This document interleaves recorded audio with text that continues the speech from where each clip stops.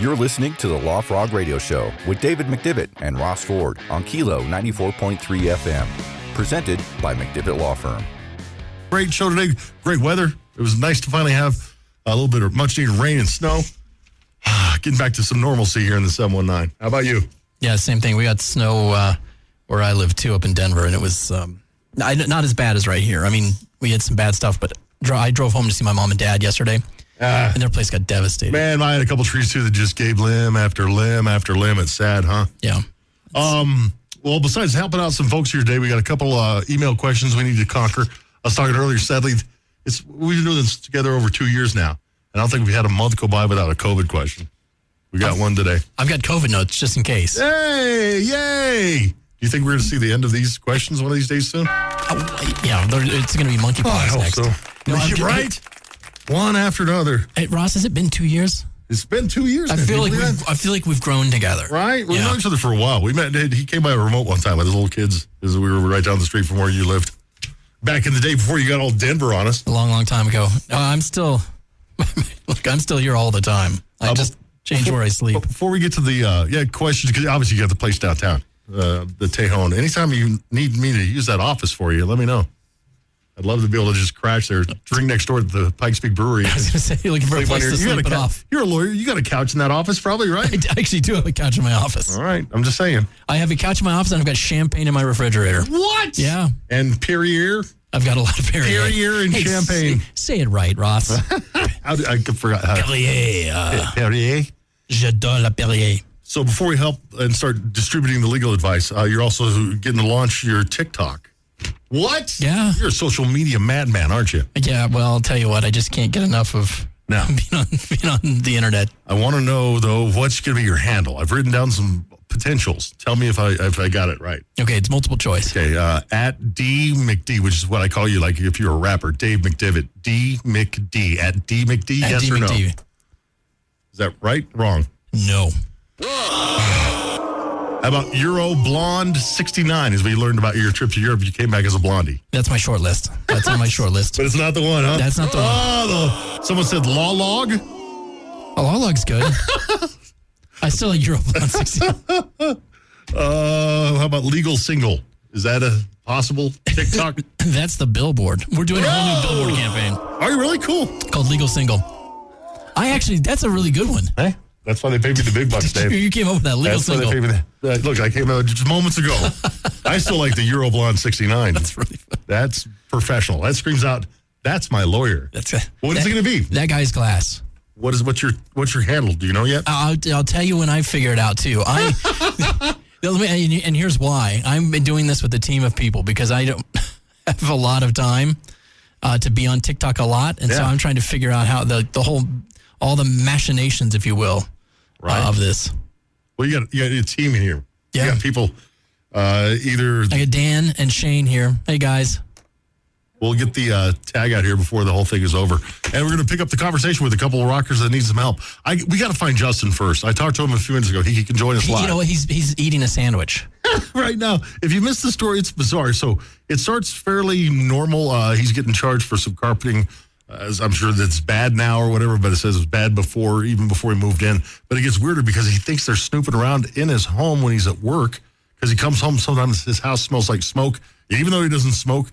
And then they made a sandwich one time. They left out the peanut butter, which is like sandwich stealing 101. You never leave out the peanut butter. Put it back unless it's recalled. You know what? That's what they were doing. They were letting know, it's the Jif. It's the recalled Jif. Which, by the way, I've got to go back to my pantry and take care of that. I have Jif in my pantry. Double check that stuff. Yeah, I will. Ain't no joking. If you do have some of that, we'll give it to this guy's landlord.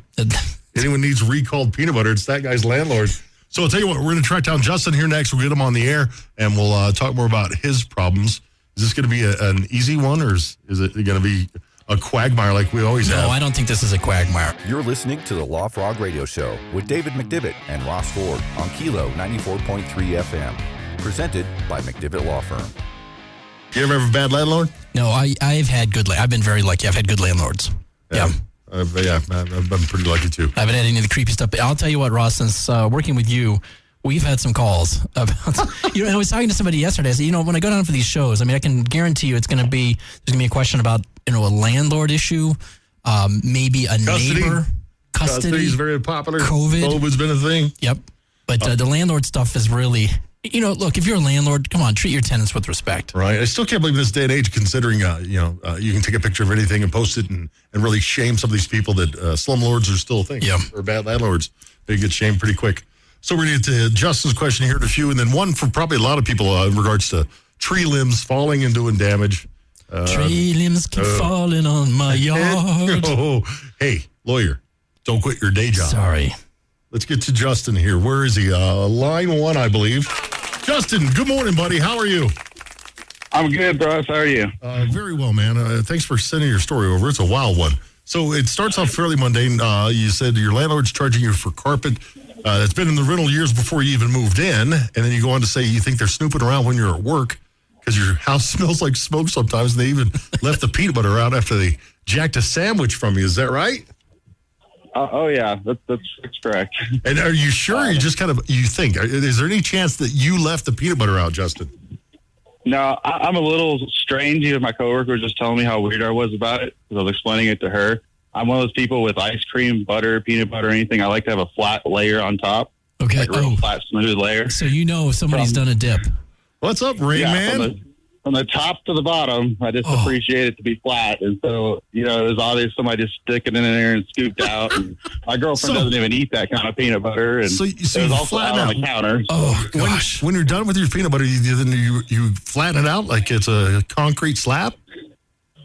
Well, no, you just you slide your knife smoothly across the top. You know what he's talking about? It's flat. It's a brown lake. No, I understand. So I'm a Neanderthal. I just dig into it and slap it on. Yeah, no. Okay, I understand. And then we also, we keep our bread in the refrigerator because up here in the mountains, it just gets moldy or dry real quick. So, but we keep it in the refrigerator and it's out on the toaster. It's just there's just many things.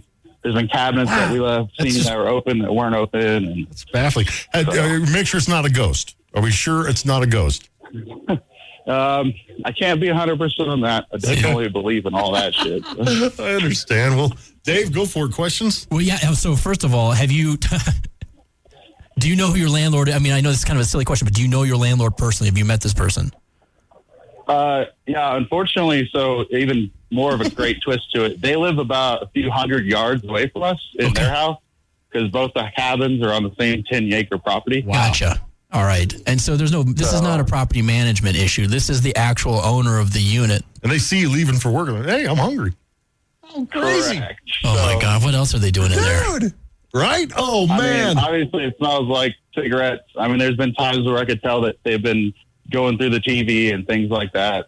So they'll leave it on or the DVD running with a DVD in it. Check your Netflix history. See what they've been watching. Right. Okay. So yeah, this isn't good. And I don't know. Look, a lot of this is going to be governed by what kind of agreement that you have in place. I mean, do you have a formal lease agreement in writing with your landlord? So we do, and we just renewed it about a month ago. Okay. And that's one of the bigger problems I have also is I'm not allowed to. I can't really lock my house because they still we've been there. This is our second year there. Haven't given us a key to our own house. Whoa. And they just failed to produce that constantly. So, wait, you've been there for 2 years. You don't have a key, so your house is never locked, even? Not really. That's why they're going in to eat. It's getting weirder. It's some easy pickings. Look, Justin, I think you need to do a little bit more. We can talk legally here, but I'm going to just give you some suggestions, I think, to help bolster your case if it ever came to some kind of conflict with your landlord. Number one, camera. Right.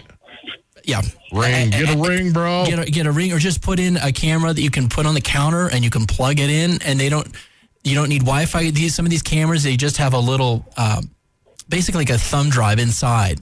And so you just put a SIM card inside, and it'll just record video. It'll be motion activated. You can get some with a nightlight too, and then that you get way, a teddy bear cam, and they're adorable. Yeah, and you can do the hidden kind too, but you can just do the open and obvious camera. I don't think it hurts to actually have it open and obvious. He gets proof his landlord's thinking of making sandwiches. Then what's next? Well, and then you just need trespassing charges, right? Well, I think before you go to that, you've got to just make it clear, and again, I would do it in writing, that they're violating the whatever most likely is in the lease. You have the right to quiet enjoyment of your property, right? Yeah. So that the landlord's not going to just come in at any given time. There need to be identified periods of time when the landlord may be allowed to come in and evaluate and inspect the premises? I remember that it's been a long time since I lived in a rental, but there was some verbiage in there where they had the right to come into the property, but they had to give you, I think it was like 24 or 48 hour. Right, and that's usually the case. Right. That's usually the case. Right. And what they do, and the reason that they're allowed to do that, because they want to make sure that you aren't abusing the property, because they still own it. They're still responsible for making sure that when you leave,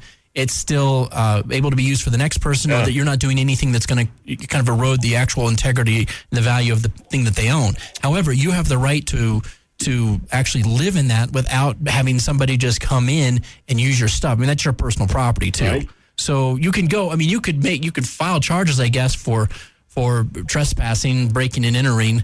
They're stealing your bread. But I think what you really have is an issue with your neighbor here, who is your landlord, who it sounds like you've got a good enough relationship that you've renewed this to say in writing, look, this is what, these are the terms of our lease agreement. This is where I feel that they are being violated. I want a key, and I want to just make sure that you don't have anybody coming in, because I've documented these instances where I've got peanut butter on the countertop, I've got such and such and such and such, and, going forward. You left the Wonder Bread out. I know. And it's getting moldy. Weird. Okay, so you don't have keys, which is odd, but do you actually have a paper lease, like a contract that you guys have both signed? Sounds like he does. Yeah, so it's funny that you said all that, because last October, the county sheriff came out. They did a report because I was out of town, and he was trying to come in the house at like 11 at night while my girlfriend was asleep a few times. But they didn't really do much about it. They just made a report. And then like 3 or 4 days ago, after the peanut butter situation, we did put in these 2 cameras. Good. And we're currently waiting to catch them on the cameras. So we're just kind of just lost as if we've already had the police come out and we've already got it down to this, like where. Okay, so who are we supposed to? Right. Well, I would still do a couple of things. I would put this landlord on notice that you're not going to tolerate any of this, and they're in violation of this agreement. And then you can do you could. For example, because then what happens is if they break that agreement again, and not only are they on notice, which really theoretically they shouldn't have needed to be on notice anyway, because that's the lease itself provides both parties notice of what their responsibilities and their obligations are and what the prohibitions are too. But if you've got proof that it's being violated and has been in the past, that gives you material if you want to get out of the lease, for example. But again, getting out of a lease oftentimes requires, there's a routine process that you have to go through. I think he wants to live there. He just doesn't want the guy coming to his house. Yeah. Pretty much. Yeah, it's really, really hard to get rentals up here in Woodland Park. So. Okay. You rude. I was going to say, Teller County, by the way, Justin? Is it Teller County? Wow. The mentality of the landlord really kind of scares me. That is really creepy. I think you need to make sure that you're putting this guy on notice that you're not going to tolerate any of this. And Justin, if in the middle of the night, one night you hear, run. Okay, run, Justin. You're listening to the Law Frog Radio Show with David McDivitt and Ross Ford on Kilo 94.3 FM. Presented by McDivitt Law Firm. Well, kids are smart, and then girl kids are even smarter. So, like, a 10-year-old girl kid is definitely smarter than any adult. Than a boy kid, for sure. And then most adults 35 years or older, right? We were having breakfast yesterday, and we were there. I took the kids to Starbucks on the way to school, which was just a little treat. And we're sitting there at a table, plenty of people around. I'm there with my son. He's munching away at breakfast, and she is too, and so am I. And all of a sudden, she says, "Daddy, did you know that it is legal in Colorado to marry your cousin?" And I said, "Oh, honey, you're so misguided, honey, silly 10-year-old." And I said, yeah, but I don't know. I'm not maybe, but definitely not a first cousin, honey, because she understands the relationship of a first cousin. I don't know that she understands first cousin once removed, second cousin once removed, third cousin once removed. I don't even know when it gets that deep. I can explain that. But I said, yeah, but I don't think a first cousin. She said, no, I don't know about that. And I said, well, that's a really good question. I said, why are we talking about that? She said, well, because her mom got married again a couple of weeks ago. And she said when they got married at the clerk, they were at first asked if they were first cousins. And so she said, but then it turns out you can get married to your first cousin. I said, honey, I really don't think so. So I Googled it. I looked it up right there at Starbucks. Would you believe in Colorado it is legal to marry your first cousin? There you go. It is legal to marry your first cousin. That's amazing. It's disturbing a little bit as well. You know what? That makes the Justin scenario totally make sense. His landlord is married to his first cousin. Something like that. Maybe it would be his parents were first cousins, and then they gave Justin's landlord maybe. Oh my gosh, I'll tell you what. But you know what? Smart kid. She's a smart kid. What's her name? Nicolette. Nicolette. Yeah. Nicolette. Ooh, I'm trying to think when she replaces you in this segment. What are we going to call it? Are you smarter than a fourth grader? I don't know. Nicolette McDivitt. That's a smooth name, actually. Really cool. She's a great girl who knows more about the law than her dad. Right? Good kid. You think she'd be a lawyer? Does she want to do that? Yeah, she does. She wants to be a lawyer. She wants to be a singer. She wants to be an actress. She wants to be... Talk about a chip off the old block. It sounds like your resume. The president. She wants to be an environmental activist. She's got a lot of... After hearing today's story, too, she wants to be a landlord so you can get free sandwiches. That's right. That's all I want in life. And a free place to smoke a cigarette. Props to citizen Zorro, who sent in a question. His question for the Law Frog was heavy metal? Heavy metal. What is that all about? No one knows. He's the one who wanted to know if he could marry his first cousin. We have a bunch of people now on that bandwagon. Did he spell Zorro with 2 R's? He did. Okay, good. I had to Google that and to see if he spelled it correctly. I thought it was Z-O-R-O. Don't forget, right? If you're trying to search on like Apple TV or Netflix for Mask of Zorro, Legend of Zorro, you got to add that second R. You're not going to find it. Isn't that funny how it works? Let's get to a question that's probably shared by many people, not just Betty, who sent us an email about a falling tree during the snow. You said your parents' place was rocked pretty good? Yeah, it was. Yeah, my house too. They got hit. So here's her question. A big tree that sits on the property line of my house and my neighbor's house lost branches during the snowstorm. One of the limbs damaged my neighbor's truck, and he's trying to claim it was one of the branches from her side of the tree. If the tree's on both properties, who's responsible? And that's a jerk move. It's like there's 20 limbs laying there. And the one that actually damaged your truck happened to come from her side. How do you even know that? Well, you know what? There is actually some law about this. What? Yeah, but I think the first step. So, Betty, you got to figure out if this is an encroachment tree or if it's a tree boundary line tree. It's like a boundary line tree.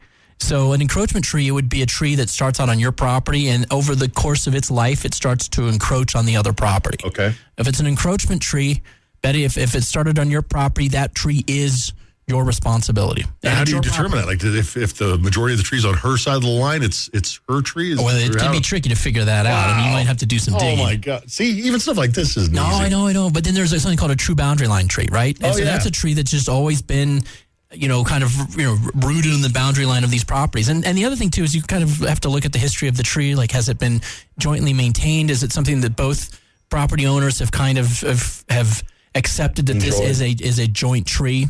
But I mean, there's case law about this too. I mean, if we go back to the case of Love versus Klosky and Rodig versus Keck, they both hold that when a tree encroaches onto a neighbor's land, the tree remains the sole property of the owner of the land where the tree first grew, unless the tree was jointly planted, jointly cared for, or treated as a partition between the two properties.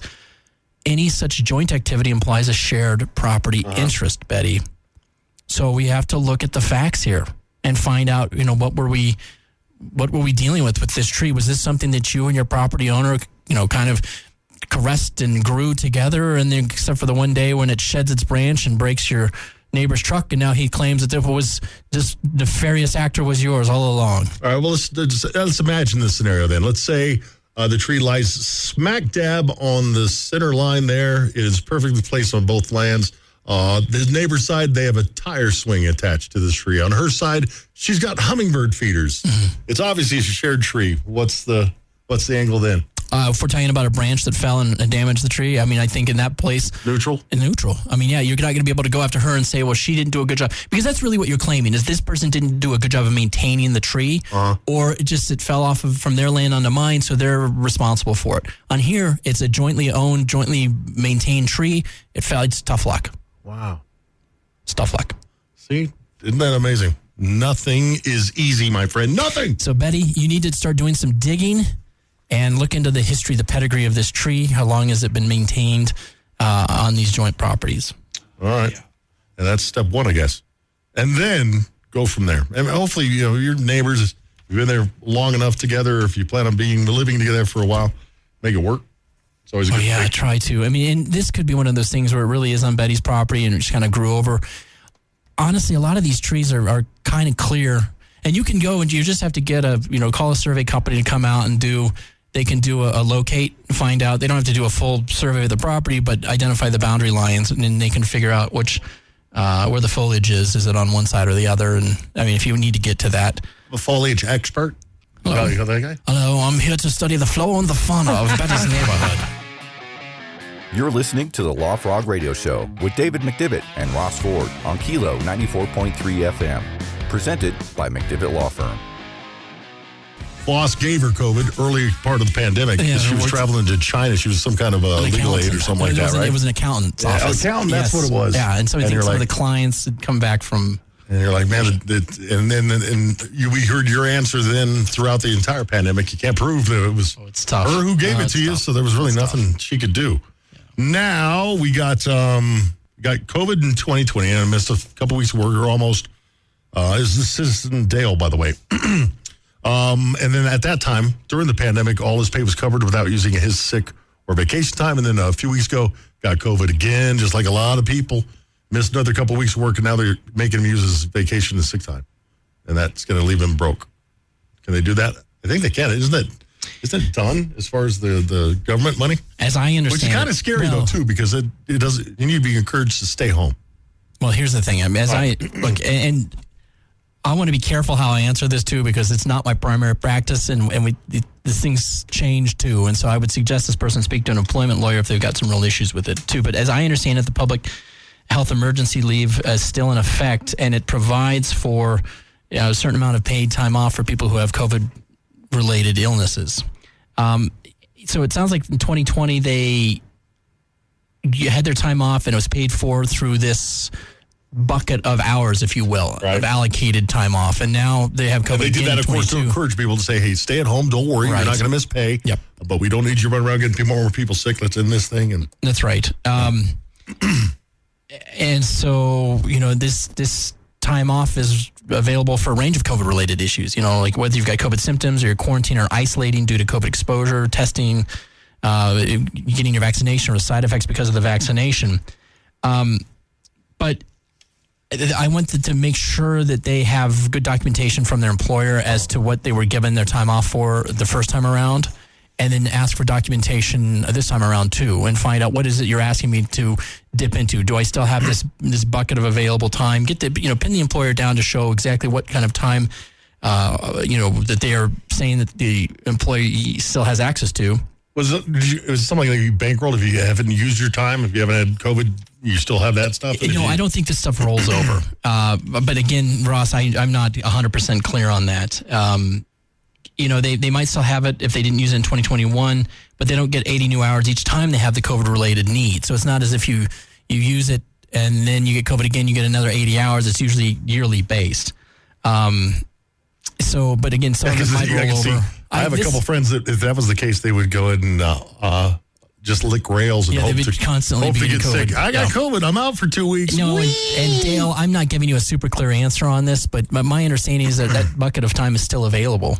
And so I think the first thing you need to do is really pin your employer down to find out what it is they're asking you to take, what you have available. Ask them how much of that bucket of PHE time do I still have available.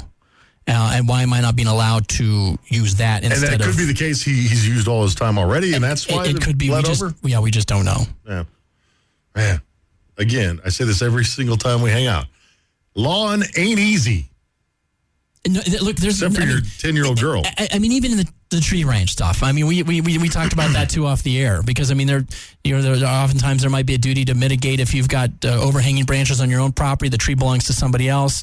Do you trim those limbs down? I mean, there's a nuance to a lot of this, and everything is so fact specific, and that is truly what makes it hard. This is my lawyer caveat to what I do here on the radio show. I don't have all of the facts in front of me, and so that does make it harder for me to give the specific advice to the callers who come in, the people who write in. But the law is a complicated beast, but we need it. It really is. Yeah. But he locks it in, and we send these questions to Dave a day or two before. And he comes in prepared, man. You see his little notebook over here. You're like a real lawyer. I'm so proud of you, boy. Oh, so am I. So proud of you. I love you, man. Proud of my daughter. Thank you for listening to the Law Frog Radio Show with David McDivitt and Ross Ford on Kilo 94.3 FM, presented by McDivitt Law Firm.